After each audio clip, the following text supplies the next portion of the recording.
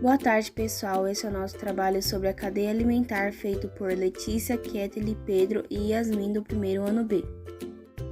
O que é cadeia alimentar? A cadeia alimentar, também chamada de cadeia trófica, pode ser definida como uma sequência linear da transferência de matéria e energia em um ecossistema, na qual é possível observar uma sequência de organismos servindo de alimento para outros. Qual é a ordem da cadeia alimentar? Nela, organismos estabelecem relação de alimentação em um ecossistema. A cadeia é composta por produtores, consumidores e decompositores. No meio ambiente, os seres vivos interagem entre si, transferindo matéria e energia por meio de nutrição. A planta é o produtor de toda a cadeia alimentar, pois é capaz de produzir seu próprio alimento por meio da fotossíntese. Ela serve de alimento para o rato, o qual se comporta, portanto, como um consumidor primário, entre vários outros.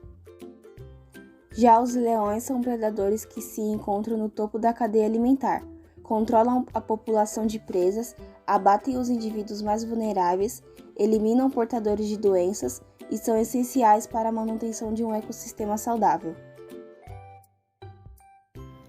Os exemplos de uma cadeia são: o capim são os produtores, aqueles que produzem seu próprio alimento e são consumidos pelos consumidores primários.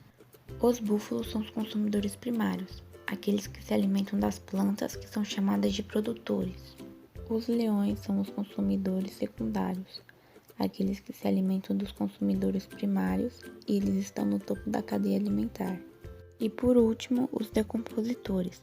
São seres heterotróficos que ajudam principalmente na ciclagem de nutrientes, acabando com esse ciclo. Pedro, primeiro B.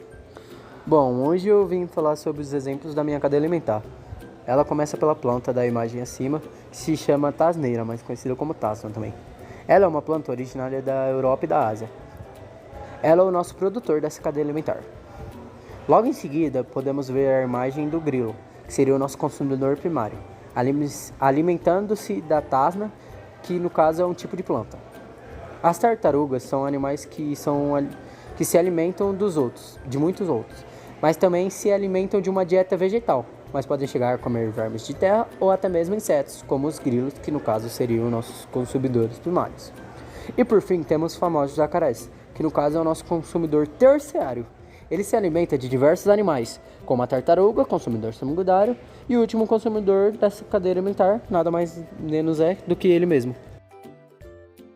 Na minha cadeia, vamos começar pelas gramíneas, que são as produtoras dessa cadeia. É uma grande família que abarca um enorme número de espécies, consumida então pelo rato.